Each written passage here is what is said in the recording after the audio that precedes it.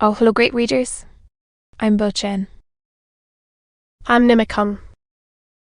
I'm Ven-Chan. In this class, I'll read to all of you a part of A Tale of Two Cities, Book the Third, Golden Thread. S. L. A Tale of Two Cities, Book the Third, Golden Thread. Charles Dickens. F. Itahan at cards sec for Provincial. Said the spy. Oh. Foreign, cried Carting, striking his open hand on the table, as a light broke clearly on his mind. Clay. Disguised, but the same man. Anne. There you are, hasty. There, said Barsad, with a smile that gave his aquiline nose an extra inclination to one side. There you really give me an advantage over you. Clee, who I will unreservedly admit, at this distance of time, was a partner of mine, has been dead several years. I attended him in his last illness.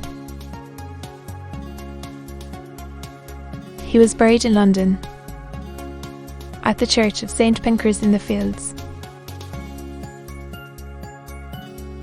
Ere, Viste,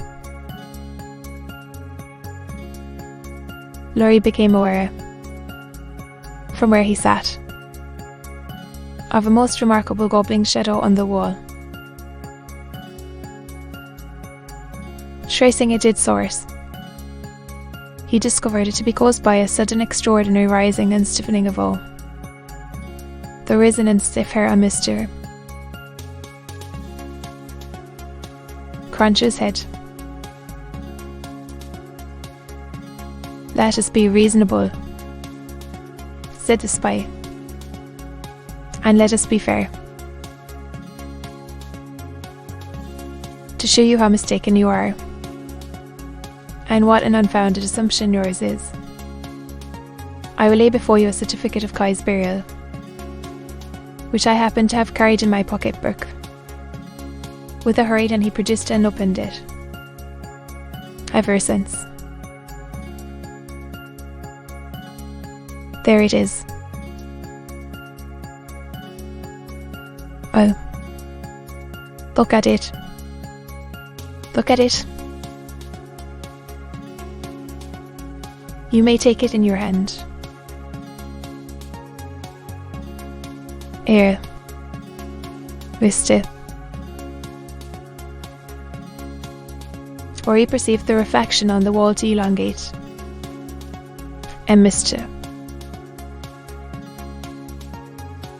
Cruncher rose and stepped forward. His hair could not have been more violently on end, if it had been that moment dressed by the cow with the crumpled one in the house that Jack built, unseen by the spy. Viste. Cruncher stood at his side and touched him on the shoulder like a ghostly bailiff. That there, Roger Clay. Mr. said Mr. Cruncher, with a taciturn and iron-bound visage. I mean, said Mr. Cruncher, that he warns never in it. The? Not he. The spy looked round at the two gentlemen. They both looked in unspeakable astonishment at Jerry. "I tell you," said Jerry, "that you buried paving stones and earth in that there coffin. Don't go and tell me that you buried clay. It was a take-in." "What's that to you?" "A cod," growled Mr. Cruncher. "It's you I've got old grudge again." "Is it? With your shameful impositions upon tradesmen?" Sidney Carting. With Mr. Ori had been lost in amazement at this turn of the business. He requested Mr. Cruncher to moderate and explain himself. At another time. "So," he returned, evasively, "the present time is unconvenient for explaining. What I stand to. That he knows well what that there clay was ever in that there coffin. Let him say he was, in so much as a word of one syllable, and I'll either catch hold of his throat and choke him for half a guinea. Mr. Cruncher dwelt upon this as quite a liberal offer. Alf, "I see one thing," said Carton. "I hold another card. Mr. Barsad. Impossible. Here in raging Paris, with suspicion filling there. For each outlived enunciation. When you are in communication with another aristocratic spy of the same antecedents as yourself. Moreover, has the mystery about him of having feigned death and come to life again. A plot in the prisons of the foreigner against the Republic. The strong card is set in guillotine card. No, returned the spy. I threw up. I confess that we were so unpopular with the outrageous mob that I only got away from England at the risk of being dug to death. And that Clee was so ferreted up and down that he never would have got away at all but for that charm.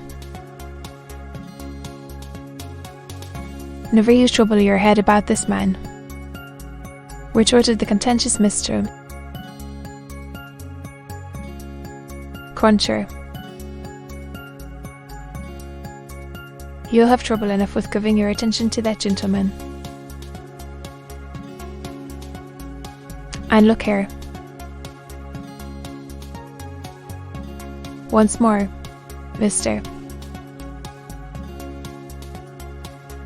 The sheep of the prisons turned from him to Sidney Carton and said, with more decision, "It has come to a point.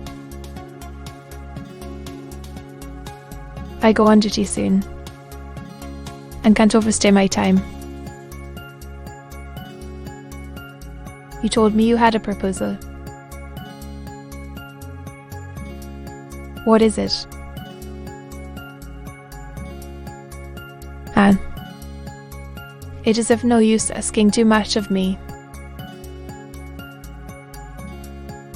Ask me to do anything in my office, putting my head in great extra danger, and I had better trust my life to the chances of a refusal than that. Chances of consent, In shrugged. I should make that choice. You talk of desperation. We're all desperate here. Remember, I may denounce you if I think proper, and I can swear my way through stone walls, and so can others. Not very much. I tell you once for all, there is no such thing as an escape possible, said the spy. Family. Why need you tell me what I have not asked?